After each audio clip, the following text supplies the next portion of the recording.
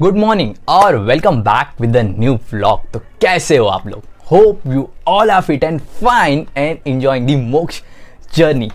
काफ़ी दिनों बाद फिर से गोवा जाने का प्लान बना है। गोवा जितने बार भी जाओ ना मन नहीं भरता है, क्योंकि उस प्लेस में ना जादू ही कुछ वैसी है कि आपको रिटर्न बुला ही लेती है। और एक रियली बिग थैंक यू जो मेरे चैनल को सब्सक्राइब कर रहे हैं, और अगर आप भी नए हो तो मेरे चैनल को आप सब्सक्राइब कर सकते हैं। तैयारी काफ़ी करनी बाकी है, तो मैं आपको डायरेक्ट मिलता हूँ बोर्डिंग पॉइंट पे। और मैं वीकली अभी से 3 वीडियो ज़रूर डालने वाला हूँ इस चैनल पे, जिससे मेरे फ्रेंड्स और मेरे सब्सक्राइबर इस ट्रैवल ब्लॉगर को एंजॉय कर पाएंगे और इस मोक्ष जर्नी के प्लेटफॉर्म को सब्सक्राइब भी ज़रूर करके जाएंगे। तो अब मैं मिलता हूँ डायरेक्ट बोर्डिंग पॉइंट पे, क्योंकि तैयारी काफ़ी करनी बाकी है। तो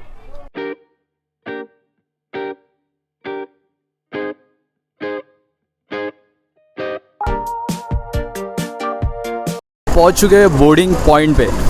पीछे कंस्ट्रक्शन का काम चल रहा है। मैं ट्रेन में चढ़ के बात करता हूँ। अभी भी आधा घंटा ट्रेन लेट है, बस इतना ही बता रहा हूँ। और बोर्डिंग करने के बाद आपसे मिलता हूँ डायरेक्ट।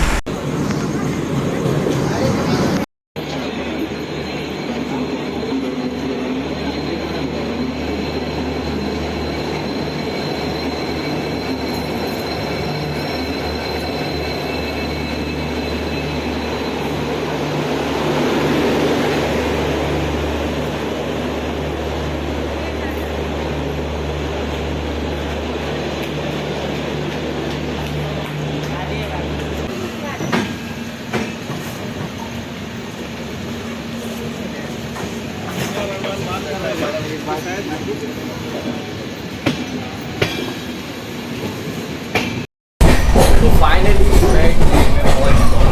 टोटल ट्रेन 1 घंटा लेट, और अभी ट्रेन का आवाज़ मतलब मुझे डिस्टर्ब कर रहा है, पर आपको भी बताना जरूरी है। इसके बाद एक ट्रेन आते जा रही थी, और ये ट्रेन टोटल 1 घंटा लेट, 1 घंटा और अभी बज रहे हैं 1:30। अगर इस ट्रेन के बारे में कुछ बताओ तो ये गोवा जाने के लिए सबसे सस्ती ट्रेन है, और इसकी जो टिकट है वो काफ़ी रिजनेबल और काफ़ी कम है as compared to other train. तो आप भी अगर ट्रैवल करना चाहते हो कोंकण रेलवे से, तो ये ट्रेन बेस्ट है और फास्टेस्ट ट्रेन तो नहीं हो सकता, पर इसके जो स्टॉप है ना वो सिर्फ रत्नागिरी, पनवेल और रत्नागिरी। उसके बाद सब गोवा के हर एक स्टॉप रुकने वाले। मॉर्निंग में मिलता हूँ, अभी काफ़ी नींद आ रही है, बज रहे 2 और पनवेल आ चुका।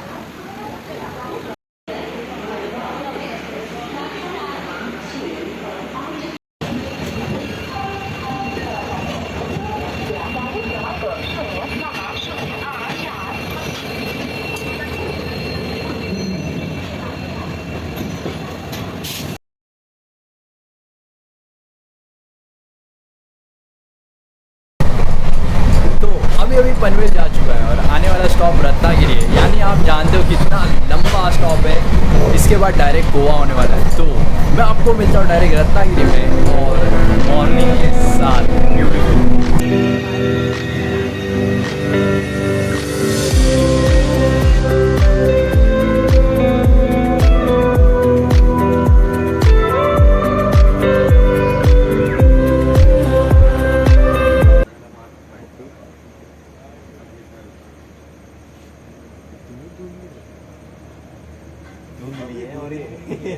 पागल है ये।